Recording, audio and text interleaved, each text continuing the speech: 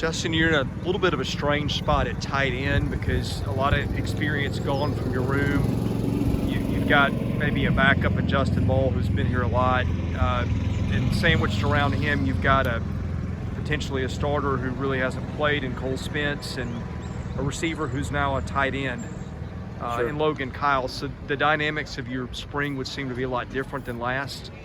What kind of a challenge is that for you? Yeah, sure. No, it certainly is a different dynamic. I think you know, the dynamic of when you have diversity in your room, age-wise, it creates a little bit more challenging in terms of the teaching, because Justin Ball is ready for the 400, 500 level courses, where Cole Spence is, now he's come a long way, but he's probably still at the 200 level, you know. And Logan Kyle, being his first year playing the position, is at the 100 level. So you just got to, sometimes that means breaking up meetings and meeting individually a little bit more than all together, just because they're on different pages in terms of their level of understanding. But it's been fun, man. It's a great group of guys, and we certainly miss Gavin, Ben, but we're excited about this group.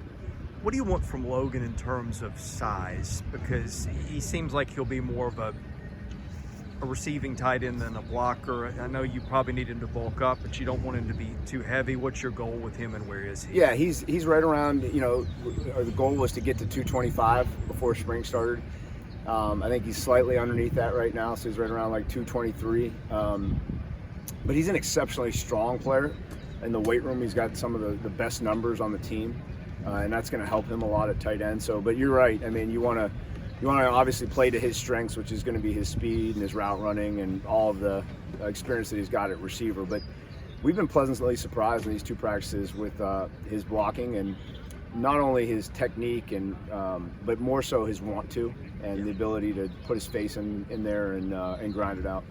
Usually when you gain weight like that, there's a trade-off in losing speed and quickness. How's he done in that? Yeah, we haven't noticed a difference. Now, I think the closer you get into the formations and you're playing at a tight end position, your speed is accentuated a little bit more. So he may have, maybe lost a step potentially because of the weight gain, but because of the position that he's playing, you don't notice that. You notice the speed. So we're, again, it's a different type of player that we're excited to use this spring. You've got a good group of receivers that have caught some balls here. Cole also caught a lot of balls last fall camp, and I know it's different doing that in camp and doing that in games, but how game ready is he?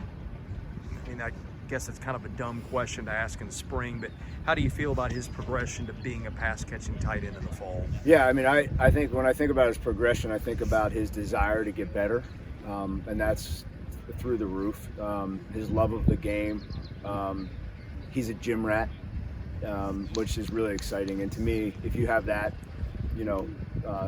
good things are down the road for you, especially coupled with his physical ability. So excited about him. He's got a long way to go still, and he's still a freshman. We got to keep reminding ourselves of that because our expectations are high, but he's still a freshman. Sky's the limit for Cole. Now, we talked about tight end and you having the challenges with experience. It seems like special teams is the opposite. You've got a punter back who's been outstanding. You've got your long snapper back. You've got, I think, most of your return guys, maybe all of them. You got a lot of young guys who played a lot of snaps in coverage.